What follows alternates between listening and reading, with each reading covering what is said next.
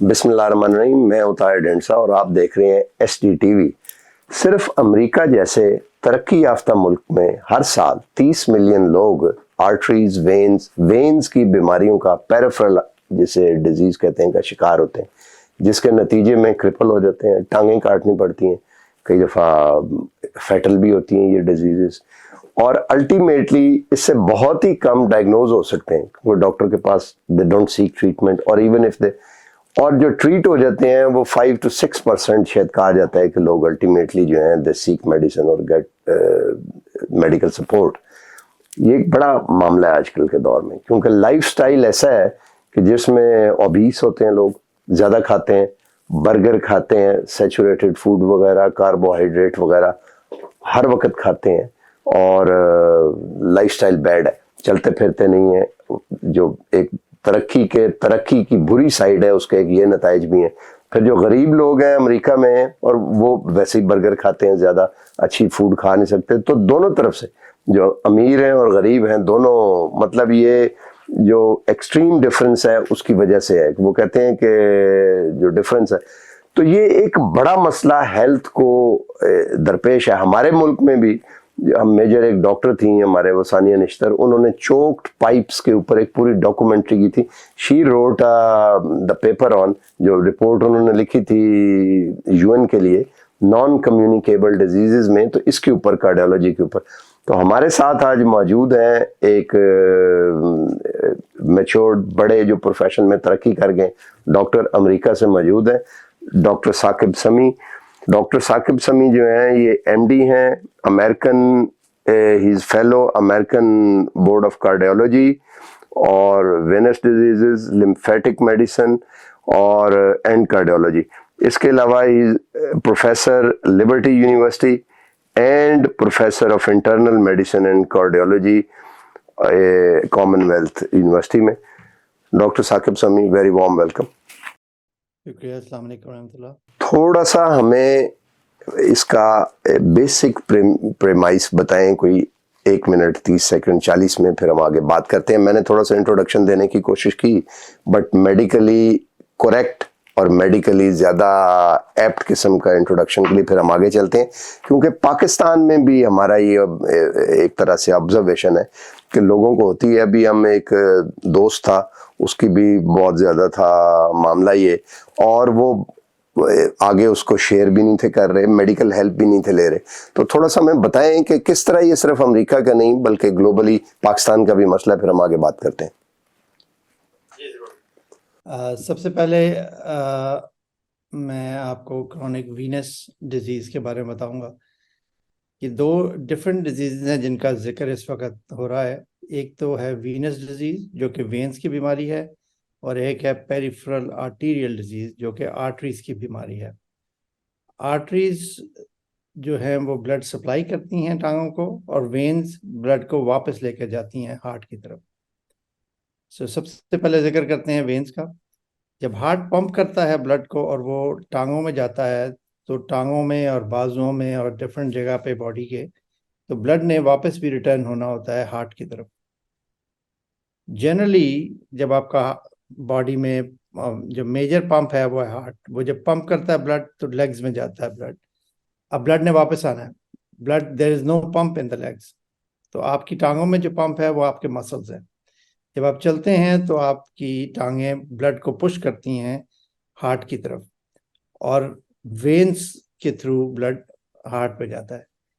अब वेन्स के अंदर कुछ वैल्व्स मौजूद होते हैं, तो जूं जूं ब्लड ऊपर जाता है टुवर्ड्स हार्ट, वैल्व्स क्लोज होते जाते हैं। लेकिन अगर आप इसको थोड़ा सा डिटेल में सोचें, अगर वेन्स के साइज बढ़ गए हैं और वो डायलेट हो गई हैं, तो ब्लड बजाय इसके कि वो हार्ट की तरफ जाए, वो लीक बैक होकर वेन्स में ही रहते हैं, और फिर वो स्लोली सीप आउट करके आपकी टांगों में आ जाते हैं, जिसकी वजह से स्वेलिंग पैदा होती है। स्वेलिंग के बहुत सी रीजंस मौजूद हैं, जिनमें हार्ट डिजीज़ भी है, किडनी भी है और लिवर डिजीज़ भी है। लेकिन उनके अलावा जिस वजह से स्वेलिंग ज़्यादा होती है वो है Venus disease.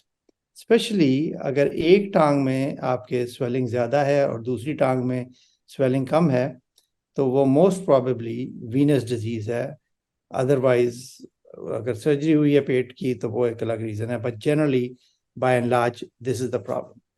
Now 30 million American को वीनस डिजीज़ है, जिनमें से ओनली 1.9 मिलियन अमेरिकन इसकी ट्रीटमेंट के लिए सीख करते हैं हेल्प, और उनमें से ओनली 447,000 लोगों को मदद मिलती है जो कि डॉक्टर तक पहुंचते हैं, जो कि वेन्स के स्पेशलिस्ट हों।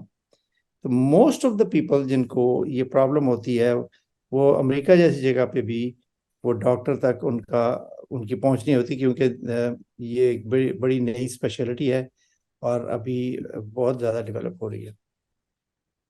अब इसके कुछ आपको मैं स्टेटिस्टिक्स से शुरू करूं और भी, कि इसके साथ जो मेन इशू है वो ये है कि इसकी कॉस्ट $150 मिलियन है से लेकर $1 बिलियन पर ईयर है अमेरिका में।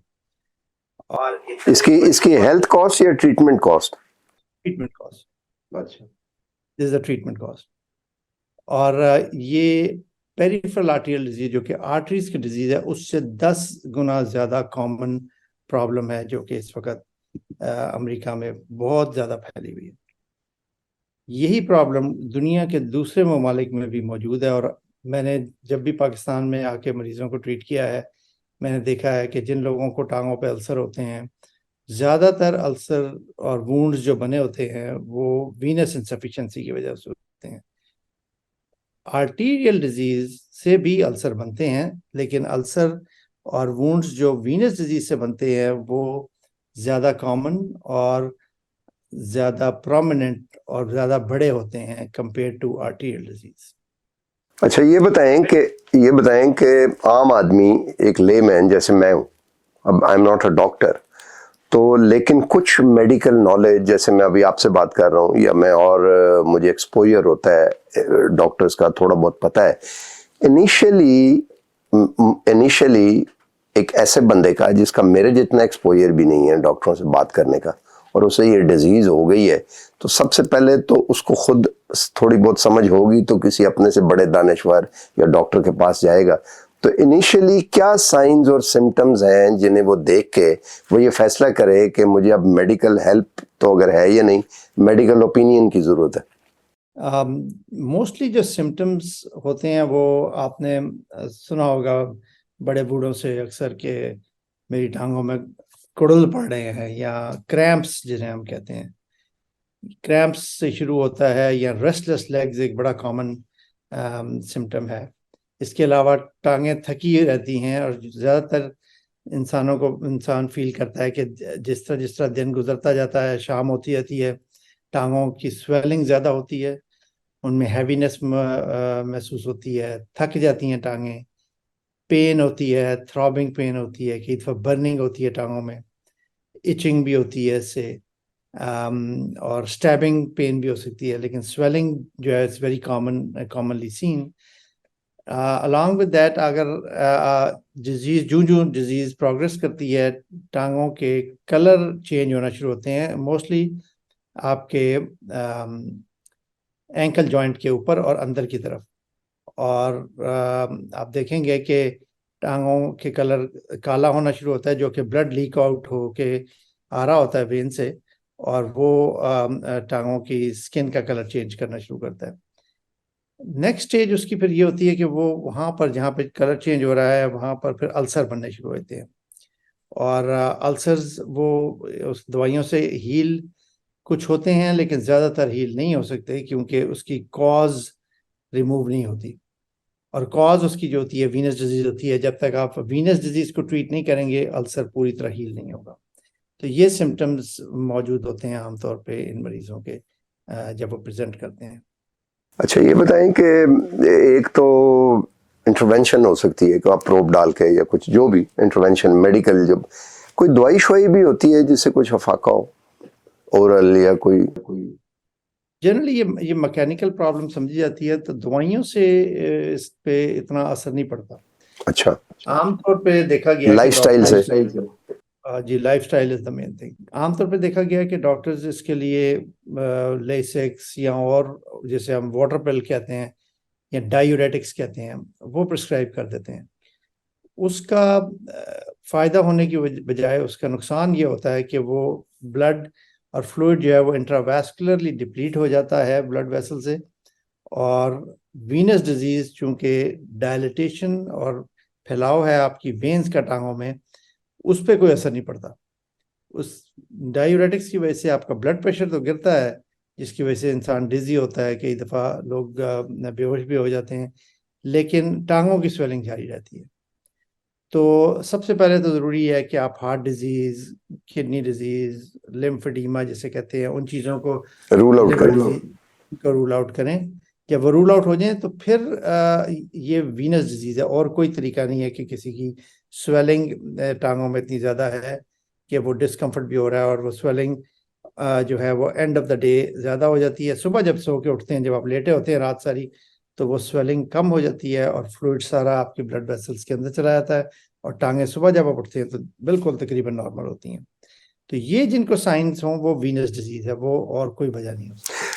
ये बताएं कि बाज़ का वो अल्ट्रासाउंड करवाते हैं। अभी मैं हाल ही में एक दोस्त का जिसका मैं जिक्र कर रहा था, उसका अल्ट्रासाउंड करवाया टांग का उन्होंने, for he reported for some foot complication या कुछ, उन्होंने उसका साफ किया उसका वुंड समथिंग, तो पता ये लगा कि उसकी टांग की जो थाई है उसमें, अब मुझे तो टर्मिनोलॉजी भी याद नहीं रही, कि वो that was a try one के 3 था कुछ, और उन्होंने कहा कि जो आगे पिंडली है उसमें बाय हो गया है या 2 उसके नोड्स रह गए, आई डोंट नो व्हाट।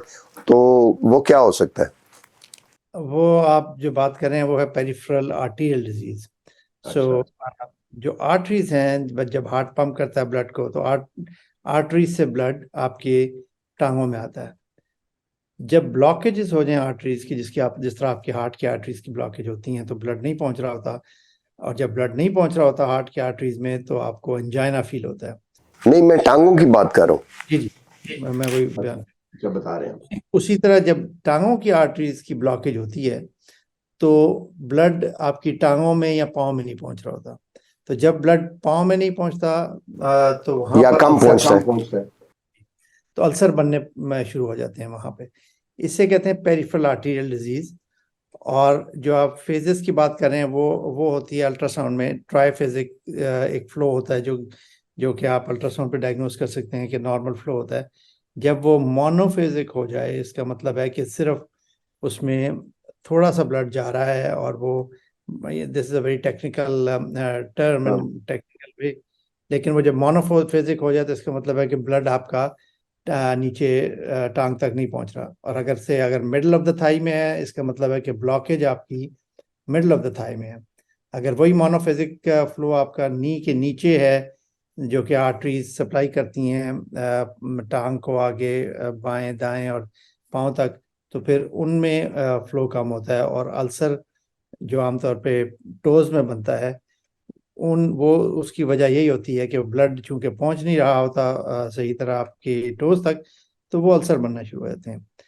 फिर उसकी ट्रीटमेंट क्या है? ट्रीटमेंट उसकी यह है कि उन उन आर्टरीज को खोला जाए, और उन आर्टरीज को खोला जाए जहां पर अल्सर है उसकी लाइन में जो आर्टरी जा रही है उसको खोला जाए। Very specific treatment. तो there are many ways to open those arteries, जिनमें आपकी शुरू हम दवाइयों से करते हैं। एक दवाई है सिलास्टाजोल, जिसको हम शुरू करते हैं देना, एस्प्रिन और कोलेस्ट्रॉल मेडिसिन, जिसे हम स्टैटिन्स कहते हैं। लेकिन अगर उनसे दर्द ना ठीक हो तो फिर हम इसकी इंटरवेंशन करते हैं। अगर किसी को अल्सर हो तो हम राइट अवे इंटरवेंशन करते हैं। उसका मतलब यह है कि उसकी टांग की आर्टरी के अंदर जाके तो लेज़र से उसको हम खोलते हैं पहले आर्टरी को, फिर उसके अंदर बलून डाल के उसको खोलते हैं, और अगर ज़रूरत पड़े तो उधर स्टेंट भी डाल देते हैं। तो ये पाकिस्तान में तो मैं just periphery, I was thinking on the periphery, कि ये तो अमेरिका में तो खैर है, and your knowledge is very current on, I mean the American procedures, and वहाँ पे जो मेडिकल सपोर्ट है पाकिस्तान में भी हो सकती होगी। जी, आई एम श्योर पाकिस्तान में भी होगी। कुछ सेंटर्स में, आगा खान में तो डेफिनेटली आई नो के हैं, और जगहों पे भी है। और जगहों पे भी होगी, but it's not a very common treatment. Venous treatment is, as you know, कि यहाँ पर इतनी कॉमन है जिस तरह मैं आपको बता रहा हूँ, तो पाकिस्तान में भी कॉमन होगी। पाकिस्तान में व्हाट डू यू थिंक कि पाकिस्तान में इसकी क्या कॉस्ट बनती होगी? I am asking for a purpose, क्योंकि ये इफेक्ट तो अक्रॉस द बोर्ड कर रही है, but do you think even if the facility is there only rich will benefit, और that benefit can I mean seep deep in कि जहाँ आम आदमी भी कुछ ना कुछ? बिल्कुल, आम आदमी भी इसकी ट्रीटमेंट करा सकता है। फॉर एग्जांपल वेन डिजीज की आप बात करें तो मेन चीज़ ये है कि पहले तो स्टॉकिंग्स उनको दी जाएं, जो कि स्टॉकिंग्स टाइट स्टॉकिंग्स होती हैं, 20 to 30 millimetres of mercury pressure stockings. वो इतनी टाइट होती हैं कि आपकी जो वेन्स हैं उनको वो कोलैप्स रखती हैं ताकि और फ्लूइड लीक आउट ना हो। लेकिन वो तभी इफेक्टिव है जब आप स्टॉकिंग्स पहन के और टांगों को एलिवेट करके रख सकें। अब दिन में आप 4-5 घंटे तो कर सकते हैं, लेकिन सारा दिन नहीं कर सकते, but still it is effective. Even आप जब मोबाइलाइज भी हों, चल रहे हों, तब भी उसको अगर आप पहन के रखें तो दैट इज़ वेरी हेल्पफुल। लेकिन इसमें ज़रूरी चीज़ ये है जो डिफ्रेंशिएट करने की, कि अगर किसी को वीनस डिजीज़ है और अल्सर बने हुए हैं, तो सबसे पहले तो ये डिफ्रेंशिएट किया जाए कि ये अल्सर आर्टरीज की वजह से है या वेन्स की वजह से। अच्छा, वो तो डॉक्टर ही करेगा। क्योंकि अगर आपको आर्टरीज की ब्लॉकेजेस की वजह से अल्सर है तो stockings can make it worse. You can imagine artery पहले ब्लॉक है, आप ऊपर से और उसको प्रेशर दे रहे हैं। हाँ जी, तो वो और ब्लॉकेज करेगी। लेकिन अगर सिर्फ वेन की वजह से है तो stockings are very very helpful. That's number 1 step. Number 2, इन वेन्स को अल्ट्रासाउंड से डायग्नोज किया जाता है कि कौन सी वेन्स प्रॉब्लम कर रही हैं और कितना लीक कर रही हैं। There is a special criteria for that कि इन वेन्स का स्पेशल साइज होना चाहिए और कितना उसमें रिफ्लक्स यानी कितनी लीकेज होनी चाहिए, कितने सेकंड्स की लीकेज होनी चाहिए। जब वो हम डिटरमिन कर लेते हैं तो हम स्टॉकिंग्स देते हैं 6 हफ्ते के लिए। 6 हफ्ते में अगर सिम्टम्स नहीं बेहतर होते तो हम उन वेन्स को क्लोज कर देते हैं। अब क्लोज करने की जो उसकी ये टेक्नोलॉजी है, ये वेरिकोज वेन्स जो है वो भी इसी में आती हैं? इन्हीं को वेरिकोज वेन ही कहते हैं। अच्छा जी, इन्हीं में वेरिकोज वेन्स भी होती हैं। Varicose vein is a kind of general term जो कि यूज होती है। कुछ तो आपने देखी होंगी यूरोपी वेन्स जो कि टांगों के ऊपर होती हैं, नीली सी। जी वेरिकोज वेन कहते हैं।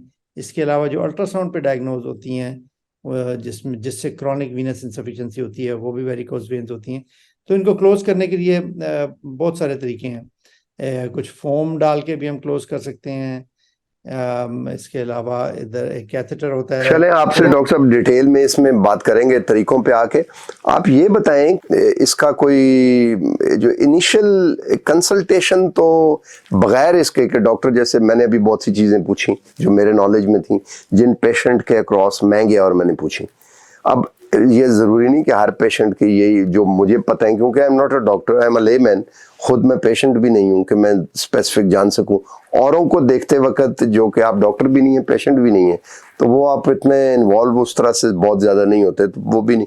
तो पेशेंट को आप समझते हैं कि अगर कंसल्टेशन ही सिर्फ मिल जाए, इवन रिमोट, तो उसको कुछ फ़ायदा हो सकता है? वेल, कंसल्टेशन से ये ज़रूर फ़ायदा हो सकता है कि उन्हें पता चले, रूल आउट किया जाए कि ये वीनस डिजीज़ ही है कि नहीं, या आर्टरी की। लेकिन हाँ, और आर्टियल डिजीज़ है वो आपको मरीज से बात करके अंदाज़ा हो जाता है। उसके बाद इसकी ट्रीटमेंट जो है वो I am sure it's available in Pakistan. तो ट्रीटमेंट बड़ी स्पेसिफिक है, उसको करने के लिए अल्ट्रासाउंड करना ज़रूरी है। Ultrasound is the key factor in this. पहले हिस्ट्री से आपको अंदाज़ा हो जाता है। अब आपने ये देखना कि प्रॉब्लम है किस जगह पे, तो उस प्रॉब्लम को पिन पॉइंट करने के लिए अल्ट्रासाउंड ज़रूरी है। लेकिन जनरलाइज ट्रीटमेंट की जा सकती हैं। फॉर एग्जांपल, जिस तरह मैंने आपको बताया, आर्टरी की है तो उसको कुछ दवाइयाँ दी जा सकती हैं। अगर वेन की है तो स्टॉकिंग्स दी जा सकती हैं, और नॉन इन्वेसिव थेरेपी डेफिनेटली की जा सकती है before we get to the point कि आप उसकी डेफिनेटिव थेरेपी करें। और उन वेन्स, आखिरी क्वेश्चन मैं आपसे ही पूछता हूँ कि मुझे अब ये प्रोग्राम करने के दौरान ही फील हो रहा है कि मैं थोड़ा सा इनेबल हो गया हूँ इनके बारे में। मुझे पता लग गया छोटा मोटा, मैं कुछ ना कुछ एज ए क्वैकरी टाइप जिस होते, मतलब आगे। तो उससे मुझे इस दौरान ही ये ख्याल आया कि नैरेटिव बिल्ड करना भी इसके लिए बड़ा ज़रूरी है, ताकि जनरल पब्लिक पे सिंक हो, लाइफस्टाइल चेंजेस क्या करें खाने पीने के। तो डू यू थिंक ट्रीटमेंट तो डॉक्टर के पास आप पहुंच गए, वो तो एक चीज़ है, इसका नैरेटिव बिल्ड करना भी ज़रूरी है, and that is responsibility of the medical profession. जी बिल्कुल। फर्स्ट ऑफ ऑल तो आई थिंक के अवेयरनेस कह लें, नैरेटिव ना सी। जी, वी एज फिजिशियंस इसकी नॉलेज काफ़ी लैक करती है। इवन इन अमेरिका और all over the world only 800 or 900 board certified when physicians. Peripheral आर्टियल disease भी बहुत ज़्यादा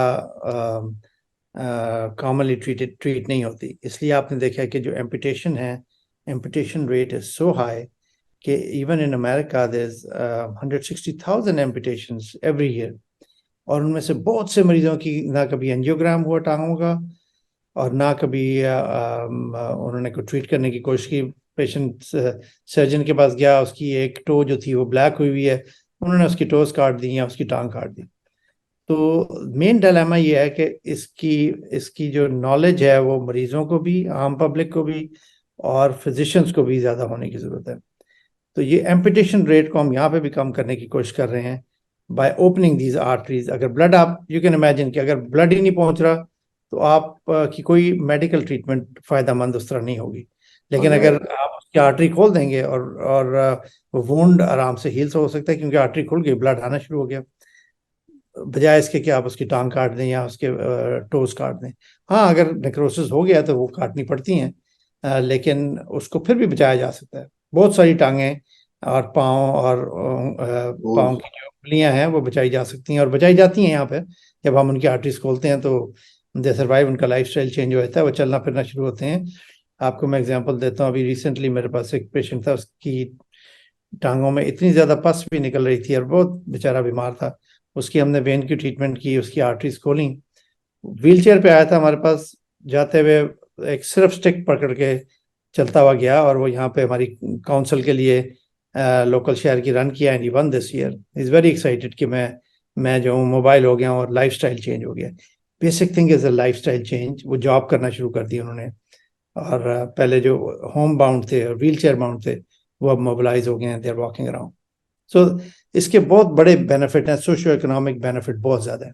अच्छा, चलिए डॉक्टर साहब, very thank you very much for giving us very lavish time out of your busy schedule. आप बैठे हुए भी टाइम जोन में हैं, हम और टाइम जोन में हैं, तो मेरा ख्याल है काफ़ी रात भी होगी। Thank you very much. I think we look forward के एक्सपर्ट्स के साथ ज़्यादा बात होनी चाहिए इस किस्म की और मामलात के ऊपर भी, जो मेडिकल प्रोफेशन क्योंकि इतना एडवांस हो गया, हर कोई अपनी अपनी नीश में जो है वो, अब जैसे आप कहते हैं ना कि वो काफ़ी तरक्की कर गया और बड़ा स्पेसिफिक नॉलेज होता है हर किसी का आजकल।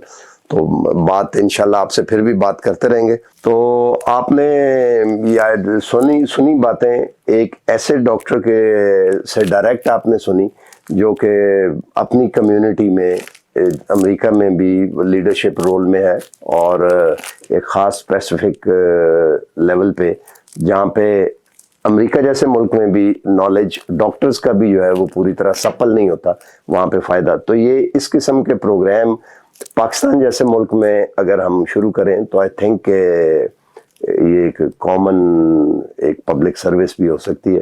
तो इसको हम कोशिश करेंगे कि कंटिन्यू करें विदाउट एनी अदर कॉनोटेशन।